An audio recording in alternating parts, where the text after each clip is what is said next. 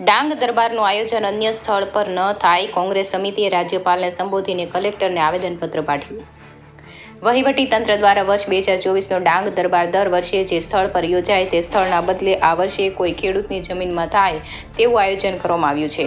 છેલ્લા ઘણા વર્ષોથી અને રાજવીઓના બાપદાદાના સમયથી ડાંગ દરબારનું આયોજન આહવા મેઇન રોડ પર કરવામાં આવે છે અને ડાંગ જિલ્લાના તમામ આદિવાસી લોકો તે સ્થળથી માહિતગાર છે અને ડાંગ દરબાર જે સ્થળે વર્ષોથી ભરાય છે તે સ્થળ આહવાનું મુખ્ય મથક છે તેમજ તમામ દુકાનો તથા અન્ય પ્લોટો પણ ત્યાં જ આવેલા છે.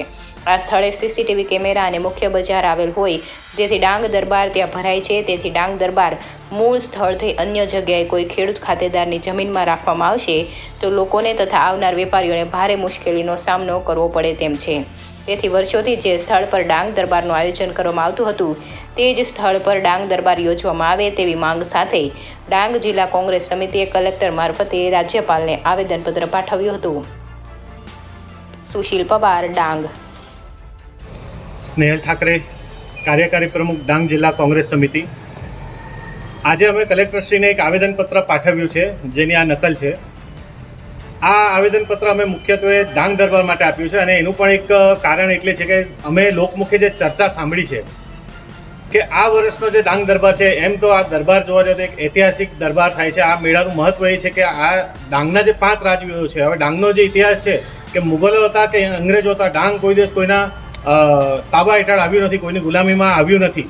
તો એ રાજાઓના માનમાં એ રાજા અને એના ભાવબંધીઓને આખા ભારત દેશમાં ફક્ત ડાંગ એવો જિલ્લો છે જેમાં રાજાઓને પોલિટિકલ પેન્શન આપવામાં આવે છે એમના ભાવબંધોને, અને તેમના માન સન્માનમાં અને જે ડાંગની પ્રજા વતી જે આ મેળો લોકમેળાનું જે આયોજન ઉત્સવ થાય છે પરંપરાગત વર્ષોથી આપણે એ આહવા ગામના મધ્યમાં ડાંગ દરબારનું જે ગ્રાઉન્ડ છે એમાં એ દર વર્ષે થાય છે.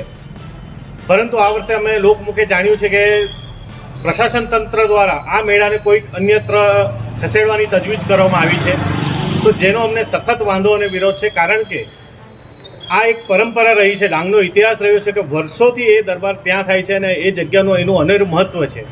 એ સાથે સાથે આહવા ગામના જે વેપારીઓ છે તો આહવાના સ્થાનિક વેપારીઓને એ લોકોને પણ નુકસાની વેઠવી પડે છે. કારણ કે જો દરબારનું સ્થળ, મનોરંજનનું સ્થળ બીજે ખસેડવામાં આવે તો બધું જે પબ્લિક જે લોકમેળામાં આવવાનું છે એ બીજી જગ્યાએ જશે, તો સ્થાનિક વેપારીઓનો શું વાંક છે? તો તંત્રને અમે ચેતવવા માગીએ છીએ કે આ રીતે અમારા આદિવાસી વિસ્તારમાં અમારા ડાંગના લોકો પર અન્યાય ન કરવામાં આવે અને આવી કોઈ ગતિવિધિ જો કરવામાં આવશે તંત્ર દ્વારા તો અમે એનો સખતપણે વિરોધ કરીશું. અને એ બાબતે અમે કલેક્ટરશ્રી મારફત રાજ્યપાલશ્રીને આ આવેદનપત્ર પાઠવ્યું છે કે જો સરકાર આવી કોઈ ગતિવિધિ કે તજવીજ કરશે તો એનો અમે ઉગ્રથી ઉગ્ર વિરોધ કરીશું અને એના માટે ચક્કાજામ કરવું પડે કે રાજ્યપાલના જે પણ આ ઉપલક્ષમાં કોઈ પણ ઉદ્ઘાટન સમારોહ રાખવામાં આવશે તો એનો અમો સમિતિ વતી, અમારા સમાજ વતી અને સમગ્ર ડાંગ જિલ્લાની પ્રજા વતી એનો વિરોધ કરવામાં આવશે.